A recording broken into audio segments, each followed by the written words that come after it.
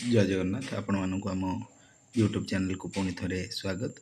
देख बर्तमान आम देखा आमर षष्ठ श्रेणी है लेसन प्लान पंचपदी लेसन प्लान आप किपर लिखे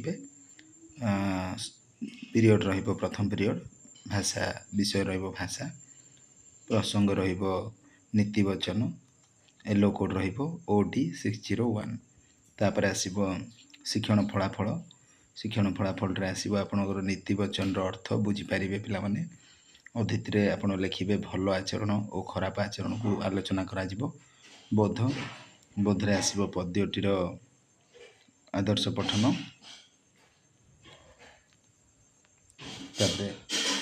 देन आसो अभ्यास अभ्यास आसो अनुकरण बाचन है अनुकरण बाचन तापर प्रयोग आसो नीतिवचन षष्ठ उच्चारण करने प्रसार लिखे नीतिवचन पद्यटी अभ्यास करी आसवाई कह टीएलएम मटेरियल हिसाब से आप पाठ्यपुस्तक को नेबे। ठीक अच्छे नेक्स्ट तुम सेकेंड पीरियड जोटा कि गणित प्रसंग पैलिंड्रोमिक संरचना येलो कोड M602 देन शिक्षण फलाफल लिखे आप पैलिंड्रोमिक संख्या चिन्हट।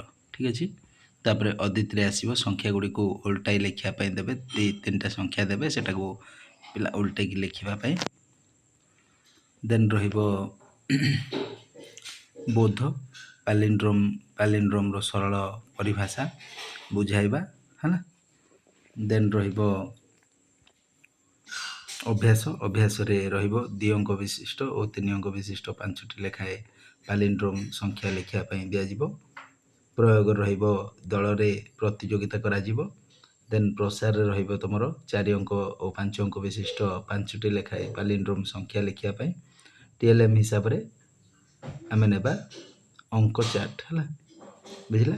नेक्स्ट जा थर्ड पीरियड आसो इंग्लिश जोटा कि विषय प्रेजेंट प्रोग्रेसिव है देन येलो कोड तुम E604 शिक्षण फलाफल लिख able to identify form and use of tense है तापर Aditi what are you doing प्रश्न पचार आउरी नुआ नुआ प्रश्न भी पचारि पार देन बोधरे explain the use of am is are and structure of distance बोधरे लिखे देन अभ्यास रे आसो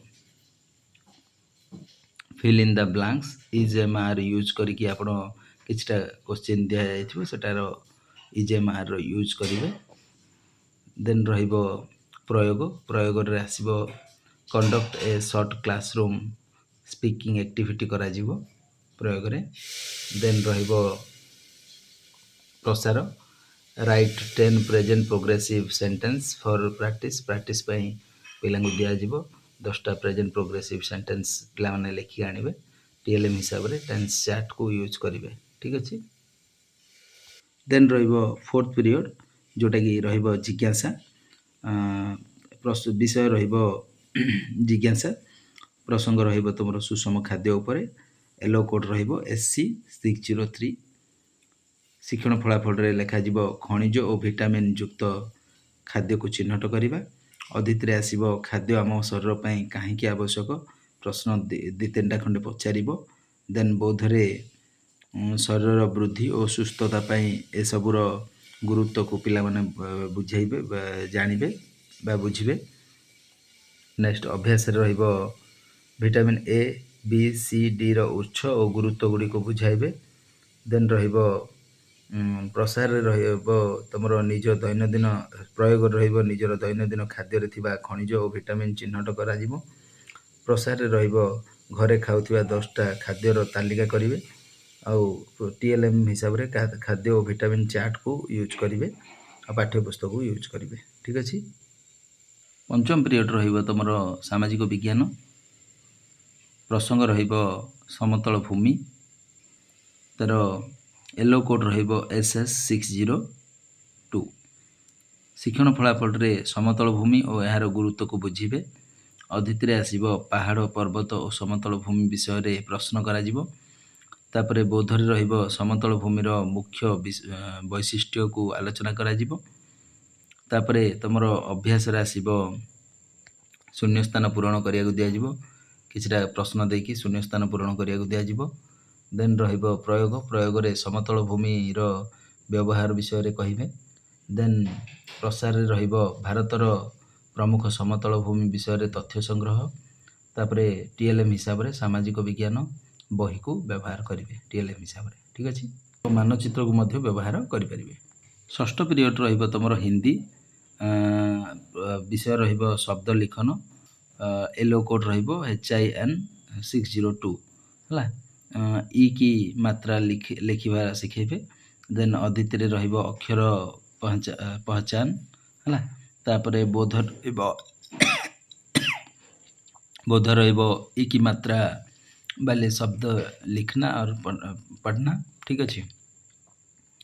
देन ରହିବ ଅଭ୍ୟାସରେ ଇ की मात्रा वाले शब्द लिखिए ହେଲା, ସେମାନେ ପିଲାମାନଙ୍କୁ ଦିଆଯିବ ଲେଖିବେ।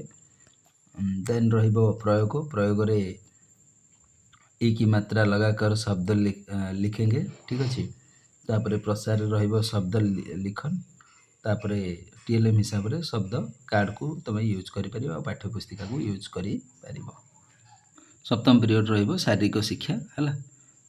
କୋଡ୍ ରହିବ C12 ହେଲା। ଦେନ୍ ଶାରୀରିକ ବ୍ୟାୟାମ, ଯୋଗ ଓ ବ୍ୟାୟାମ କରିବେ ହେଲା ପିଲାମାନେ, ଠିକ୍ ଅଛି। ନେକ୍ସଟ ଯିବା। ତ ଏତିକି ଥିଲା ତୁମର କ୍ଲାସ୍ 6ର ଲେସନ୍ ପ୍ଲାନ୍। ଆମେ ନେକ୍ସଟ କ୍ଲାସ୍ରେ ଆଉ ଗୋଟେ ଭିଡ଼ିଓ କରିବା, ଦେଖିବା। ରହୁଛି, ଜୟ ଜଗନ୍ନାଥ।